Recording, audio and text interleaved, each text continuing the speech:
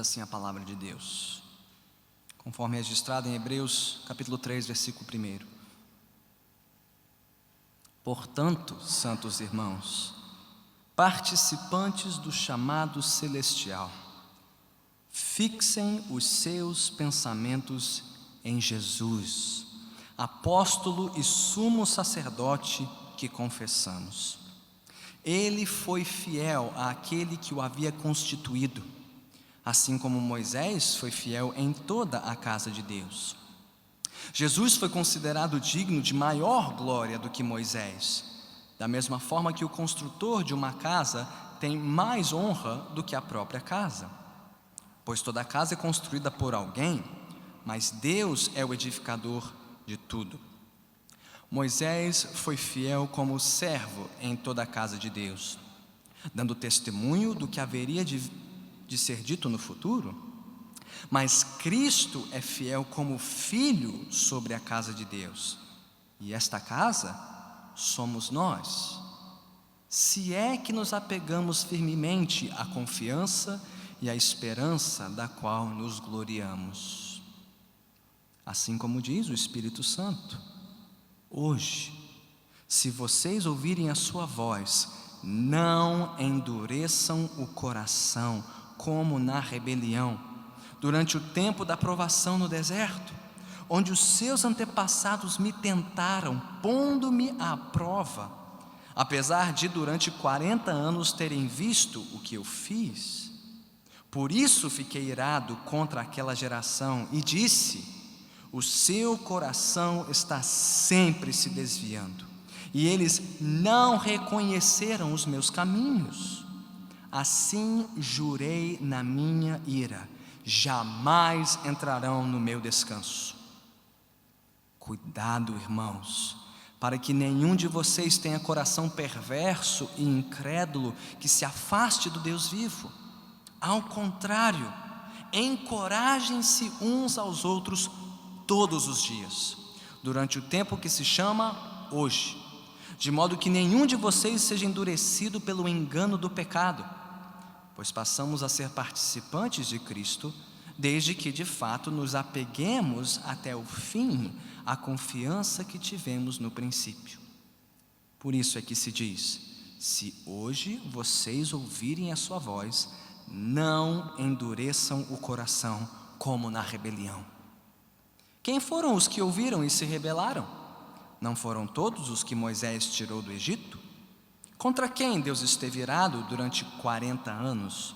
Não foi contra aqueles que pecaram, cujos corpos caíram no deserto? E a quem jurou que nunca haveriam de entrar no seu descanso? Não foi àqueles que foram desobedientes? Vemos assim que por causa da incredulidade não puderam entrar. Louvado seja o Senhor pela sua palavra. Oremos mais uma vez.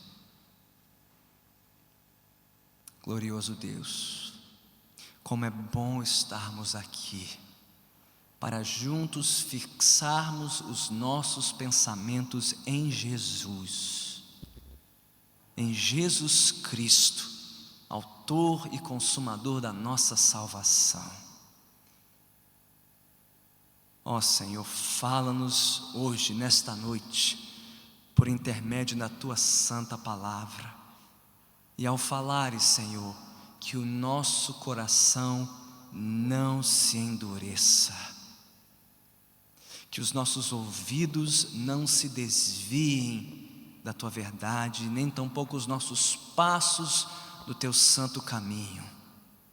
Que a Tua palavra seja como um martelo que despedaça a rocha, despedaçando toda a nossa obstinação, toda a nossa incredulidade, todo pensamento, toda atitude, Senhor, contrários à Tua vontade. Que o Senhor prevaleça aqui e que o Senhor desperte o dom da fé no coração dos Teus servos, que saímos daqui revigorados, restaurados no Senhor, para avançarmos na jornada com Cristo. Para isto, Senhor, abençoe as minhas palavras, que elas sejam fiéis à Tua palavra, e abençoe os nossos ouvidos para que estejam atentos e os nossos corações sensíveis à Tua voz. É o que te pedimos em nome de Cristo Jesus. Que o povo de Deus diga amém. Amém. Podemos sentar.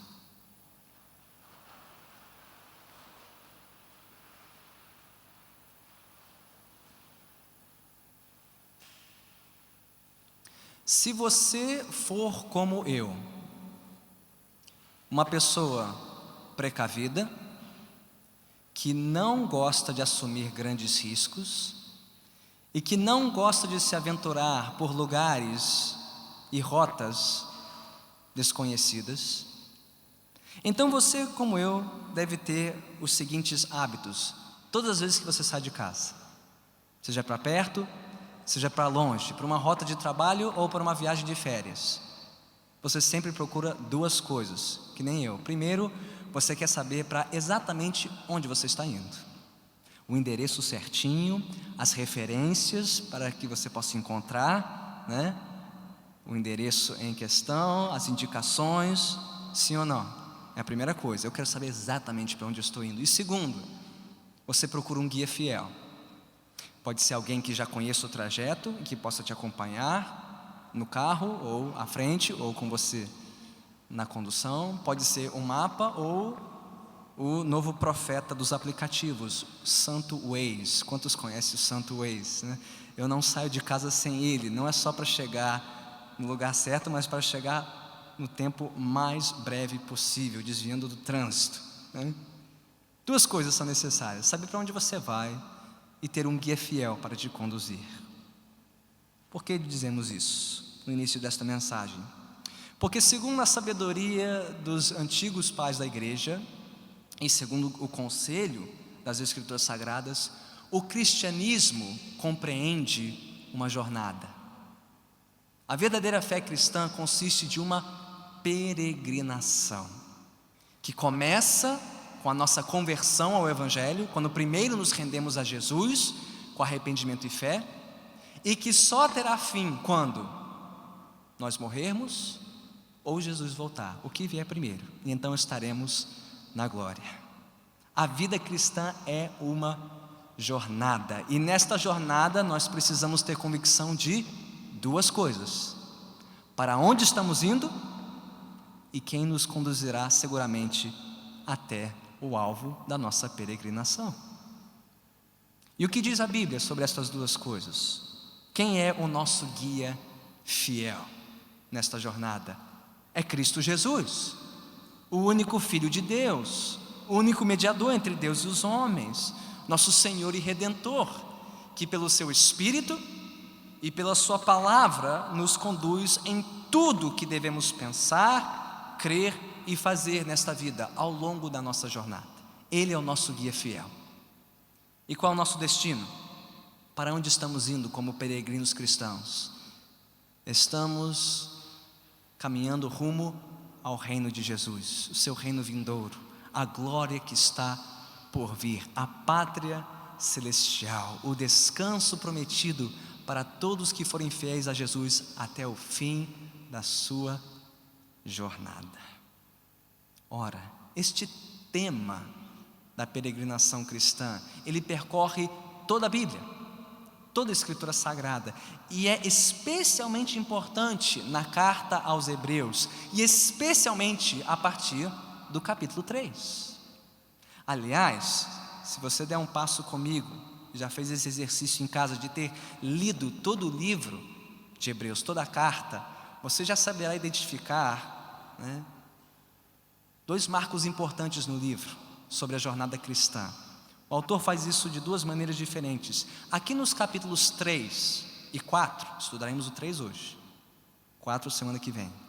E de novo nos capítulos 11 e 12, o autor nos dá exemplos ruins e bons, negativos e positivos para a nossa jornada.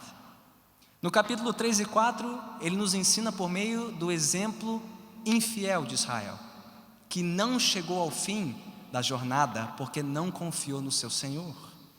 Mas lá no capítulo 11 e 12 temos os exemplos fiéis, aqueles que perseveraram pela fé e alcançaram o destino, a recompensa da sua jornada. E no meio, o autor nos dará encorajamentos e argumentos para que sejamos herdeiros do quê? Da trajetória dos fiéis, e não fiquemos pelo caminho como os infiéis. O que faria diferença na vida dos hebreus, dos cristãos hebreus, dos primeiros leitores desta carta? O que definiria se eles chegariam ao final da sua jornada ou não? E você? O que definirá se você chegará ao final da jornada cristã ou não? Duas coisas: a sua convicção sobre Jesus, o guia fiel nessa jornada, e segundo, a sua convicção sobre o destino que aguarda os discípulos de Jesus. O capítulo 4, que é o capítulo da semana que vem, nos fala sobre o destino, o descanso prometido. Deixaremos isso para domingo que vem. Hoje, novamente, o autor quer nos dar argumentos favoráveis, revigorantes, para que tenhamos maior convicção de que Jesus é o nosso guia fiel nessa estrada da vida. Mas ele já acenou com esse tema antes, no capítulo 2. Se você der uma espiadinha comigo em Hebreus capítulo 2, versículo 10, você verá estas duas coisas presentes que temos ressaltado. O que diz Hebreus 2, 10? O autor disse: ao levar muitos filhos à glória, convinha que Deus, por causa de quem e por meio de quem tudo existe, tornasse perfeito, mediante o sofrimento, o autor da salvação deles. Todos viram no versículo essas duas coisas? O destino, qual é? Ele diz no início do versículo: ao levar muitos filhos à glória. Ele está chamando a nossa atenção para o porvir, a nossa herança, o que nos aguarda no fim da jornada. Mas quem nos conduz até lá? Ele diz: o autor, ou como nós sugerimos semana passada, o capitão da nossa salvação, aquele que foi à nossa frente, que sofreu por nós, para desbravar o caminho da salvação e tornar possível a glória por vir. Então o autor já acenou: é para lá que eu estou indo, eu vou apontá-los para este caminho e para esta jornada, já. E é isso que ele faz, retomando o assunto no capítulo 3, versículo 1. Vemos as duas coisas lá. Olhe comigo, Hebreus 3, 1. De novo: portanto, santos irmãos, participantes do chamado celestial. O que ele está fazendo? Apontando para o destino, a linha de chegada da jornada. Mas para chegar lá, o que precisamos fazer? Fixem os seus pensamentos em Jesus, o guia fiel, o capitão da nossa salvação, o apóstolo e sumo sacerdote que confessamos. Ou seja, o apóstolo, o mensageiro da parte de Deus, das boas novas da salvação, aquele que veio anunciar a salvação e apontar o caminho. Mas não só isso, ele é o sumo sacerdote, aquele que nos representa perante Deus com seu sangue e garante que pela sua graça chegaremos lá. Então o autor retoma o assunto. Aqui está o destino, o chamado celestial. Aqui está o nosso guia fiel, Jesus, a quem confessamos. Por que ele faz isso de novo? Lembraremos que os cristãos hebreus estavam correndo um grave perigo de desviarem o olhar de Jesus, tirarem os pensamentos de Jesus e assim retrocederem na fé, abandonarem o cristianismo para garantirem a sua vida, a proteção do seu patrimônio, diante dos riscos impostos pela sociedade romana. E eles queriam voltar para onde? Para o judaísmo, para a lei e para o seu grande profeta. Quem foi o grande profeta do judaísmo? Quem foi o grande legislador de Israel? Moisés. Então, quem aparece em cena no versículo 2? Ele mesmo, Moisés. O autor aqui está fazendo algo que ele já fez antes. Ele quer mostrar que Jesus é maior do que qualquer outro mensageiro de Deus. Nos capítulos 1 e 2 ele mostrou que Jesus é maior que os anjos, os mediadores, por meio de quem Deus revelou a sua lei a Moisés e a Israel. Então, se Jesus é maior que os anjos, o Evangelho é maior que a lei, ouçam Jesus. Mas aqui no capítulo 3, ele quer mostrar algo mais. Jesus é maior que Moisés, o mediador humano da lei. E ele é maior que Arão também, irmão de Moisés. Maior que o mensageiro e maior que o sacerdote. Ele é o apóstolo e sumo sacerdote que confessamos. Bem, Hebreus chegará lá, mas por meio da carta mostrar por que Jesus é um sacerdote maior que Arão. Mas agora ele quer mostrar por que Jesus é um profeta, um mensageiro maior que Jesus. Caso contrário, os seus leitores poderiam voltar para Moisés, voltar para o judaísmo, abandonar Jesus e não chegarem ao final da jornada. Então, Hebreus capítulo 3 responde duas perguntas que queremos responder. Primeiro, por que Jesus é maior que Moisés? O autor responde esta pergunta nos versículos 1 a 6 do capítulo 3. E segundo, se Jesus for de fato maior que Moisés, então qual era a garantia de que a igreja, os cristãos hebreus, teriam um fim melhor que Israel, sob a liderança de Moisés? Aqueles que padeceram no deserto ao longo de 40 anos, isto ele responde nos versículos 7 a 19. Então a passagem se divide em duas: versículos 1 a 6, Jesus maior que Moisés, e versículos 7 a 19, um destino melhor que o de Israel. Vamos para o texto, sem mais demoras. Por que Jesus é maior que Moisés? Bem, talvez você queira fazer outra pergunta. Por que o autor tem que mostrar que Jesus é maior que Moisés? Tanto quanto ele teve que mostrar que Jesus é maior que os anjos. E a resposta é simples. Já falamos, quem foi o maior profeta na história de Israel? Moisés.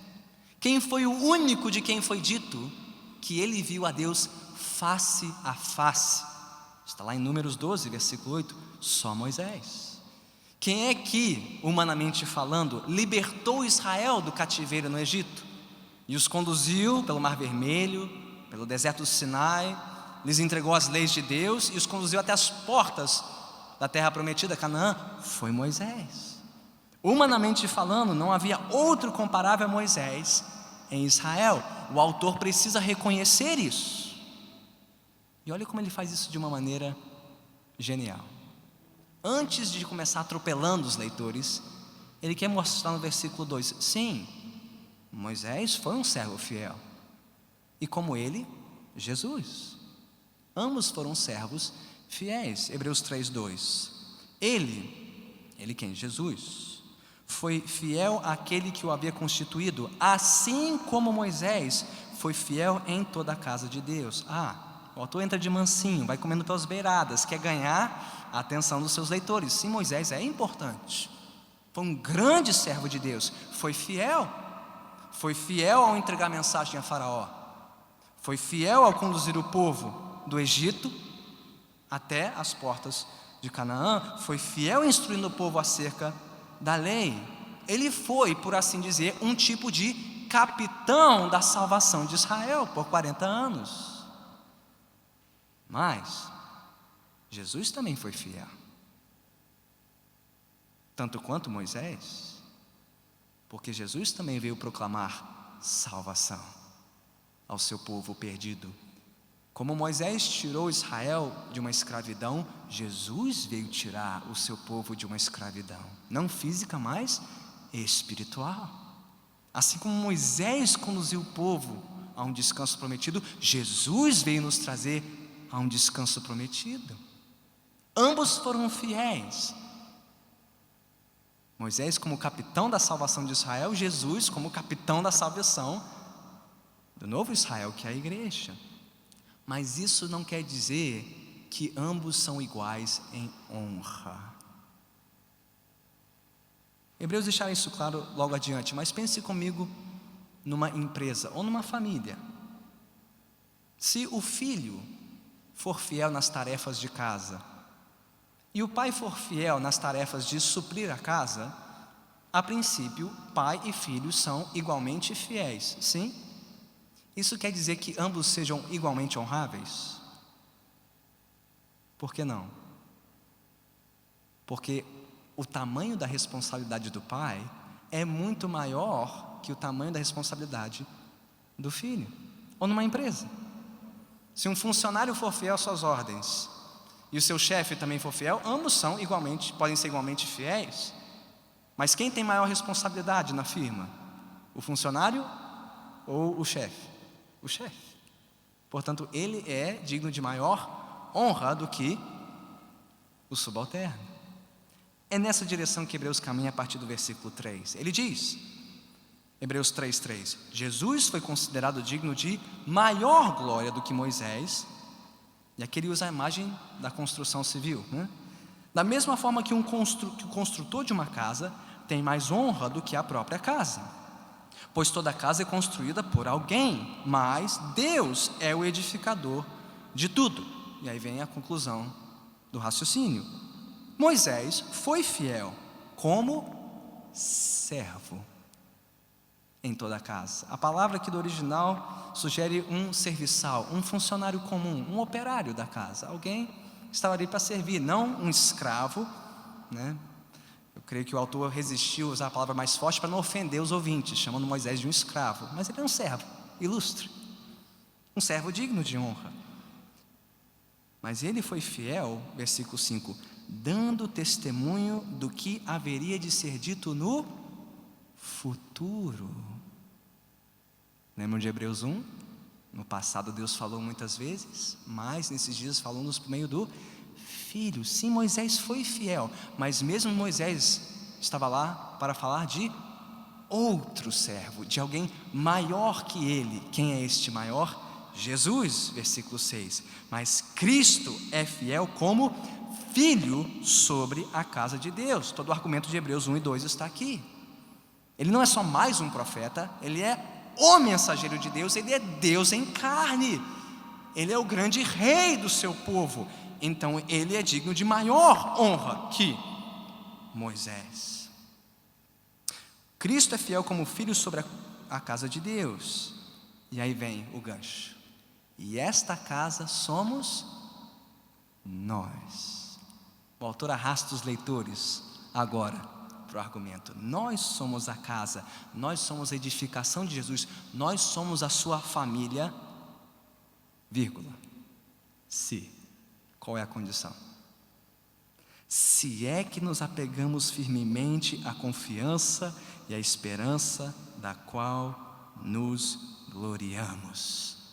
A casa de Deus aqui na terra, sobre a qual o Filho reina, se chama a igreja, a comunhão dos que se apegam firmemente à confiança que tem em Jesus.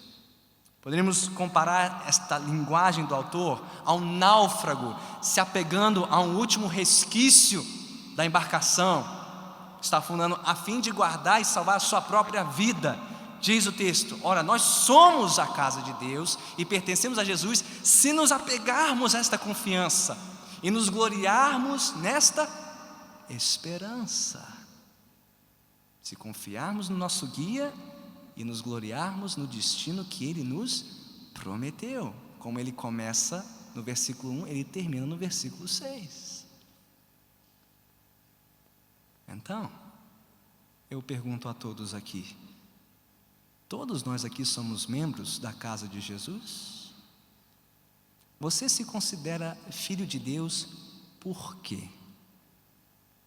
Quem te disse que você é filho de Deus e irmão de Jesus?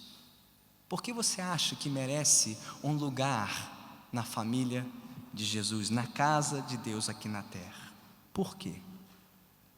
Porque biblicamente falando, isso não é uma questão de apenas saber coisas sobre Jesus e crer em certas doutrinas sobre Jesus. Não é só uma questão de sentir e experimentar certas coisas quando o assunto é Jesus. E tampouco é uma questão de fazer certas coisas que Jesus ordenou. Trocando em miúdos, não é só porque você já estudou a Bíblia, já estudou um livro de teologia, porque você teve uma experiência com Deus, ou porque você frequenta uma igreja, ou foi batizado, ou se envolveu com uma igreja local, que você já pertence à família de Jesus. Todas essas coisas são importantes, mas segundo o texto, elas não definem se você de fato é de Jesus. O que define? Diz o texto: se você se apega firmemente na confissão de Jesus, este Jesus, maior que Moisés, e se você se gloria na esperança que Ele veio nos trazer.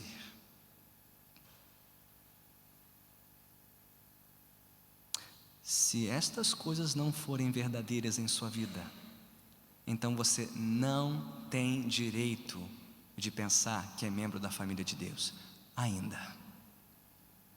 Se Cristo não for a sua única esperança na vida e na morte, se Ele não for o arrimo da sua sorte, a razão que te tira e te arranca da cama de manhã e o que te consola quando você deita no final do dia, se Ele não for o seu refúgio, sua fortaleza, seu consolo, seu amparo, noite e dia, se você não se apega firmemente ao Redentor, então ninguém te engane dizendo que você é filho de Deus. Só uma maneira: quem você diz que Jesus é e você o confessa como único, o único digno de toda a honra, glória e adoração. Nem Moisés, nem Maomé, nem Allan Kardec, nem Siddhartha Gautama, nenhum outro dito profeta de Deus. Só um a quem Deus constituiu filho sobre a sua casa, que é a igreja. Se você o faz, se você é um desses crentes da Bíblia, crentes em Jesus, você pode se considerar membro da casa de Deus, se você o fizer até o fim da sua vida. É isso que o autor deixa claro no restante do capítulo. Ele já mostrou que Jesus é superior a Moisés, portanto só Jesus é digno de toda a nossa adoração e firme confiança. Mas aí tem uma segunda pergunta a responder, não? Se Jesus é superior a Moisés, e o povo que Moisés conduziu no deserto não chegou ao final da sua jornada, o que garante que eu e você teremos um destino melhor que Israel? É o que ele responde a partir do versículo 7. E o restante do capítulo se divide naturalmente em 3 partes. Nos versículos 7 a 11 temos um alerta das Escrituras Sagradas. Um alerta vindo do Salmo 95, versículos 7 a 11, que ele cita na íntegra. Nos versículos 12 a 15 temos uma advertência contundente a partir do alerta. E nos versículos 16 a 19 temos uma constatação terrível. Então, qual é o alerta, pastor? Versículo 7 em diante. Primeiro, é um alerta vindo da própria boca de Deus. O que diz o versículo 7? Assim como diz o Espírito Santo. Espera aí, pastor. Quem escreveu essas palavras citadas aqui não foi Davi? Foi. O autor reconhece isso no capítulo 4, versículo 7.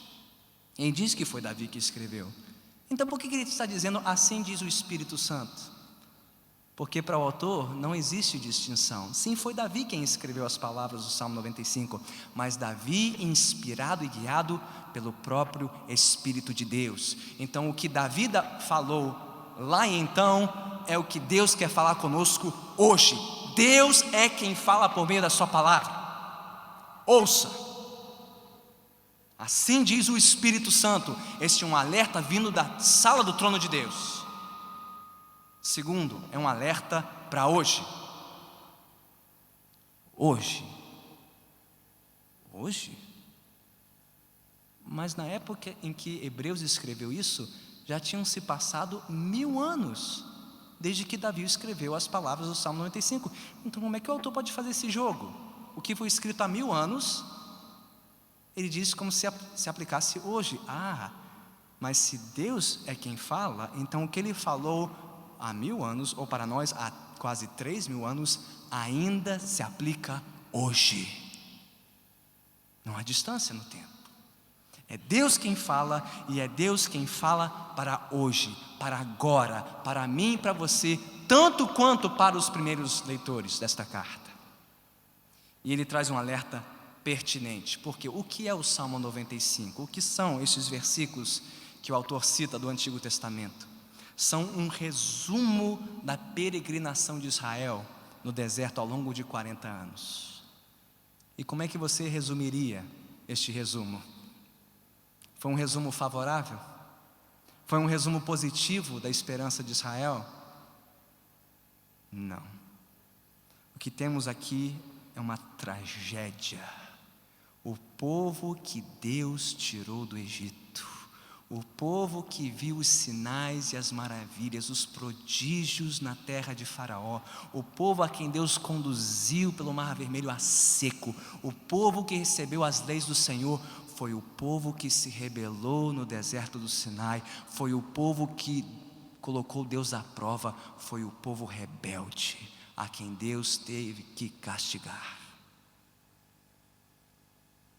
Por 40 anos, vez após vez após vez. Quantos já leram esses relatos lá no livro de Êxodo, Números? Quantos ficam indignados quando leem aquilo? Como assim?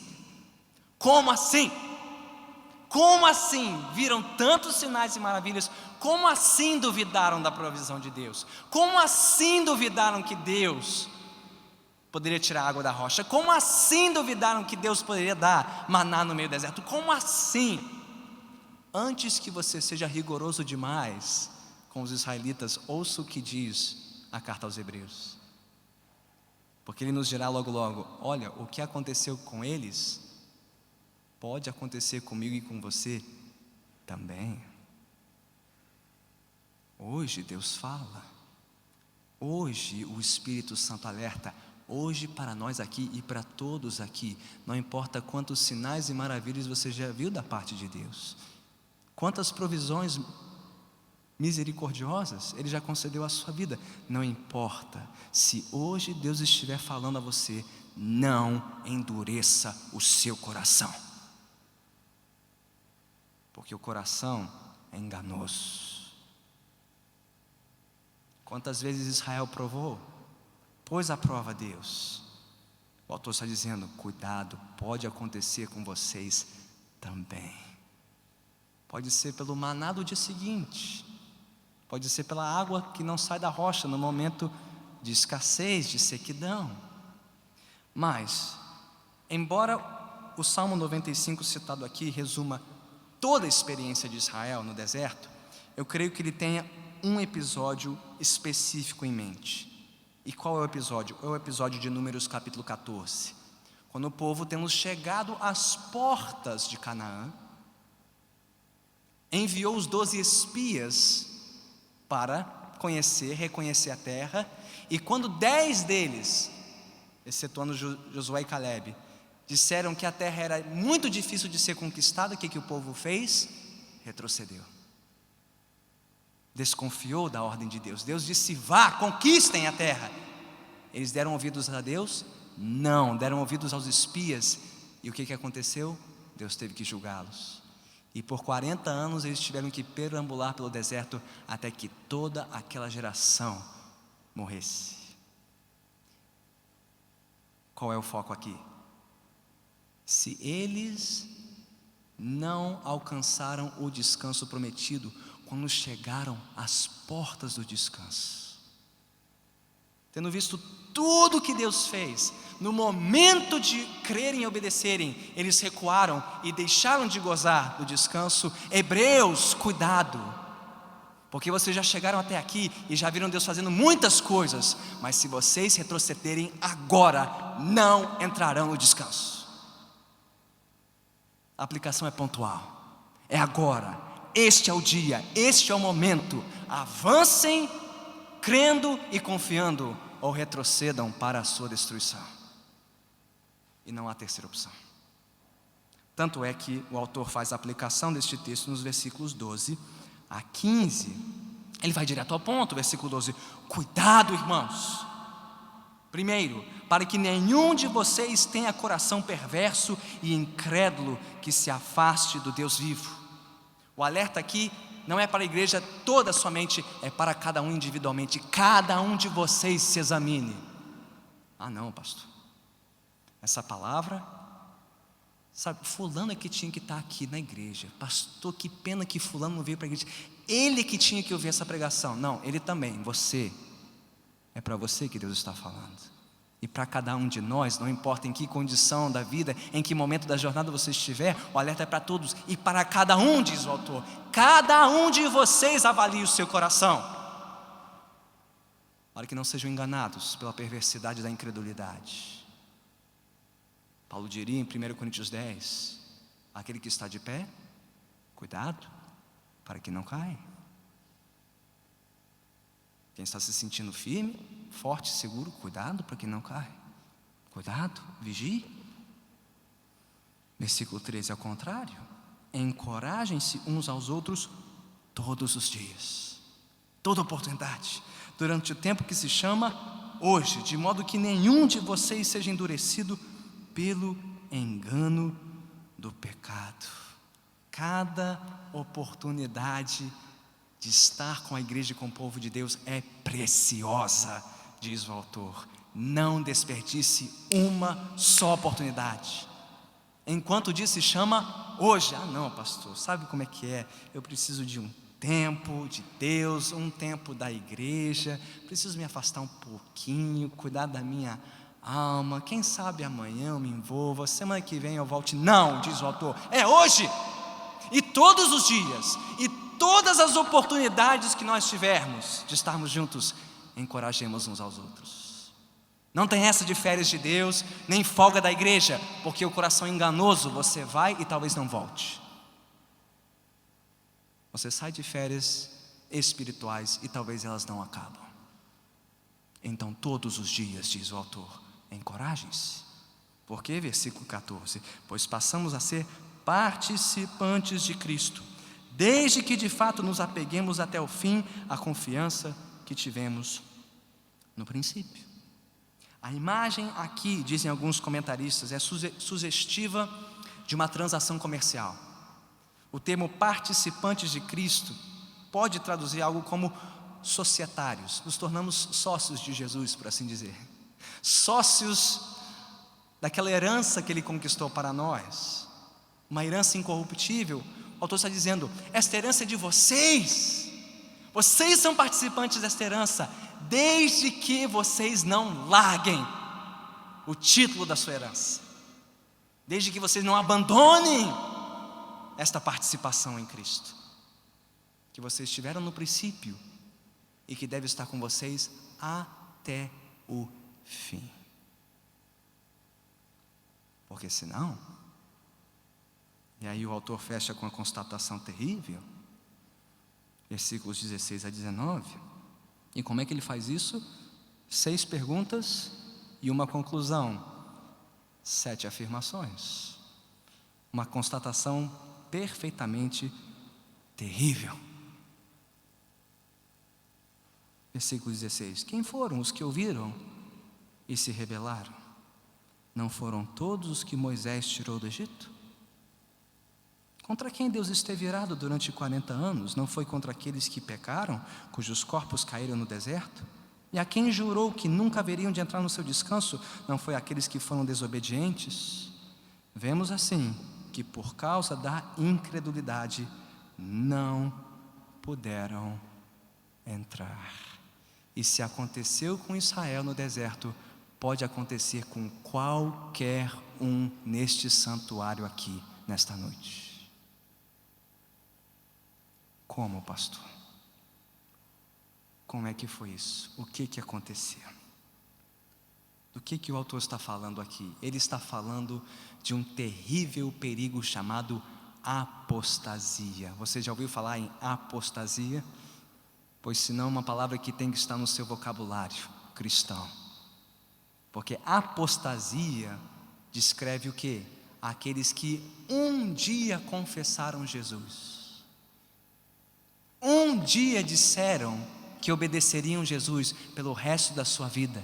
Um dia estiveram aqui na frente da igreja, prometendo a Deus, à igreja e ao mundo que seriam fiéis até o fim. E onde eles estão hoje? Eles não estão aqui. Aliás, estão muito distantes daqui. É possível? É. Acontece muito mais do que nós gostaríamos de reconhecer. E acontece ao redor deste país e por todo o mundo. Pessoas que não se mantêm firmes na sua confissão de Jesus e que não chegarão no descanso prometido. Pastor, como é que isso acontece? O autor já respondeu. Primeiro, começa aqui. Quantas vezes o autor falou em coração? Versículo 8, não endureçam o coração. Versículo 10, o seu coração está sempre se desviando. Versículo 12, cuidado, irmãos, para que nenhum de vocês tenha coração perverso. E versículo 15 de novo, não endureçam o coração. A apostasia começa num coração. Pode ser algo tão simples quanto a murmuração e a reclamação contra Deus. Como foi com o povo de Israel? Deus não me ama mais, me mandou para o deserto para morrer, Deus se esqueceu de mim, foi dar uma volta, me abandonou neste mundo, aqui estou eu.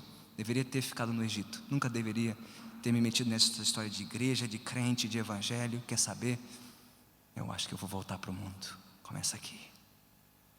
E tão simples quanto reclamar e murmurar da provisão e da sabedoria de Deus. Se isso se alojar no seu coração, segundo, os seus ouvidos se tornam surdos para a voz de Deus. Porque o seu coração se endureceu, eles não mais deram ouvidos a Deus. Por isso que várias vezes neste capítulo no seguinte, o autor repete esta frase: se hoje vocês ouvirem, se hoje vocês ouvirem, se hoje vocês ouvirem. Um coração sensível dá ouvidos à voz de Deus, um coração obstinado, não. E se o seu coração se endurece, se os seus ouvidos ensurdecem, o que vai acontecer? Os seus pés logo se desviarão. Foi o que aconteceu com Israel, é o que acontece com ditos crentes até hoje. Incredulidade dá lugar à desobediência, dá lugar à rebeldia, dá lugar à apostasia. E isso pode acontecer de um domingo para o outro. Só porque você está aqui hoje não é garantia de que você estará aqui semana que vem. Então, se hoje Deus estiver falando com você, ouça.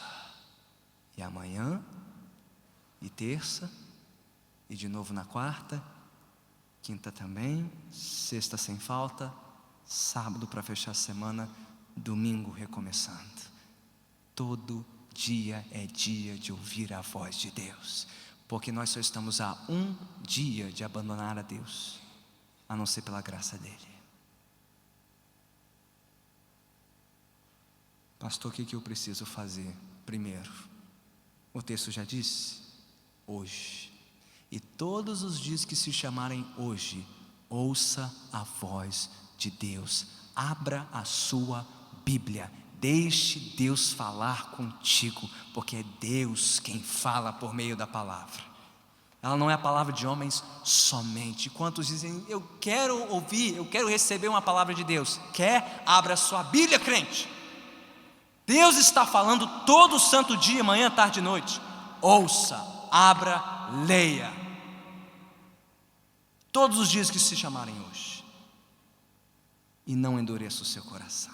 Eu não vou mais ler minha Bíblia, isso não adianta nada, eu continuo desempregado, minha saúde não está boa, tudo está contrário, tudo me é oposto nesta vida.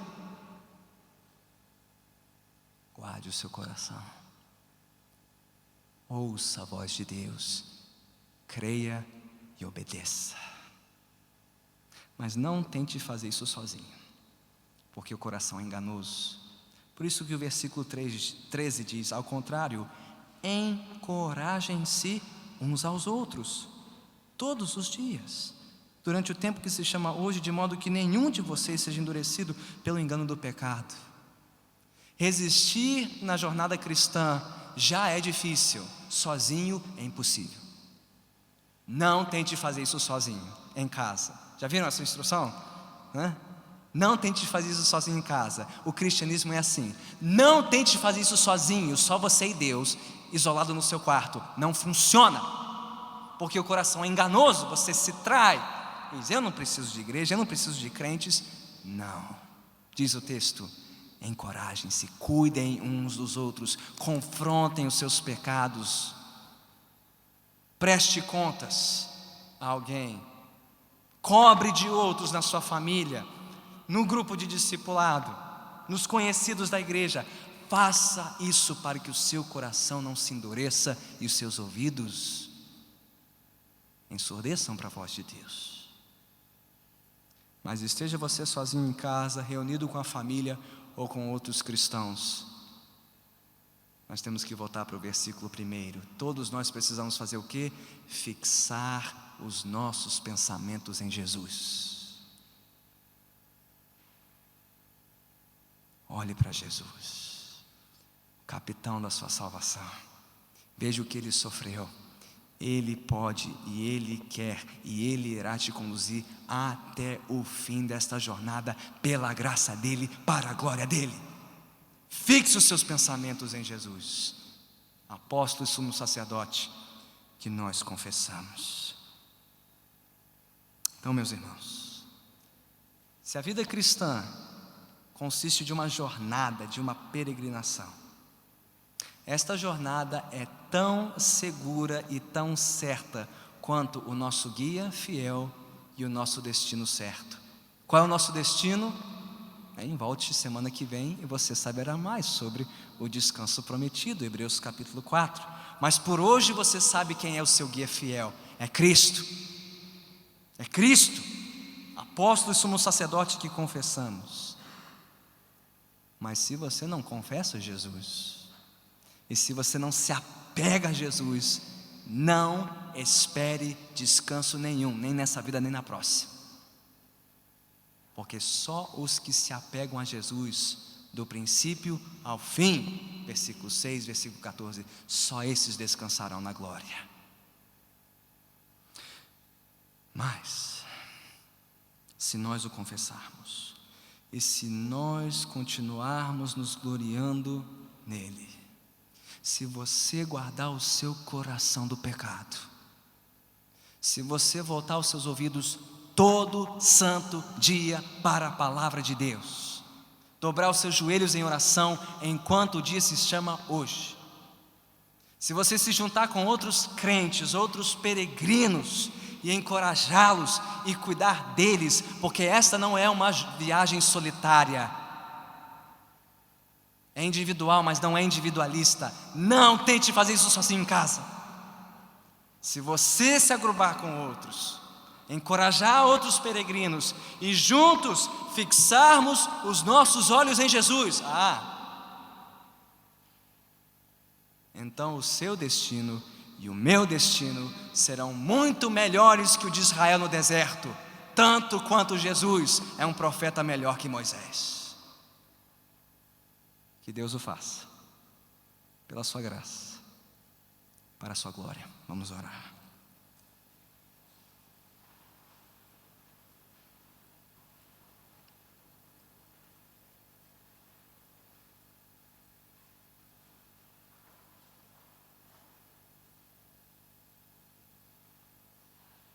Ó Senhor, tem misericórdia de nós,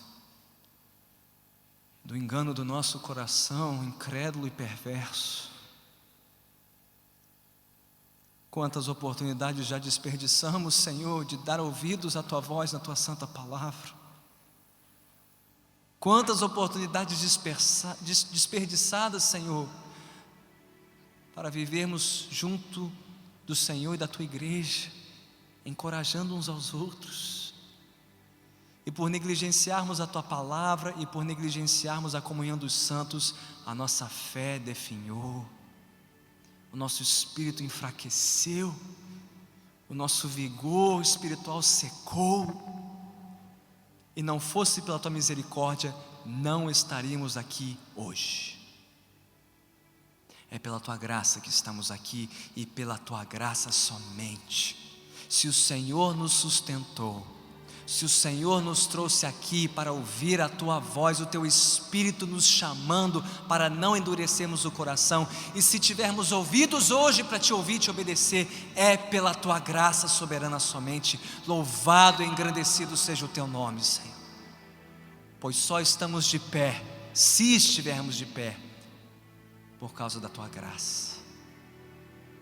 Mas Senhor, se houver entre nós aqueles que estão ouvindo a tua voz pela primeira vez nesta noite, ó Senhor, que seja uma voz gloriosa para a salvação destas almas, e que estas almas continuem buscando a tua voz e ouvindo a tua voz, para ingressarem hoje numa jornada que só terminará na glória com Cristo Jesus, no descanso eterno dos santos. Mas Senhor, para todos os demais que já ouviram esta voz e que precisavam ouvi-la de novo hoje, como eu, como este peregrino, ó Senhor, volta o nosso olhar para Jesus. Ajude-nos a fixar os nossos olhos em Jesus e em Jesus somente, o capitão da nossa salvação, o único que pode nos guardar de um coração duro, de ouvidos surdos, de pés vacilantes, que se desviam da verdade. Ó Senhor Jesus, nosso guia fiel, segura-nos pelo teu braço forte, pela tua boa mão, até o dia em que pela tua graça descansaremos eternamente com o Senhor. Até aquele dia, ajude-nos, Senhor, a nos apegarmos firmemente,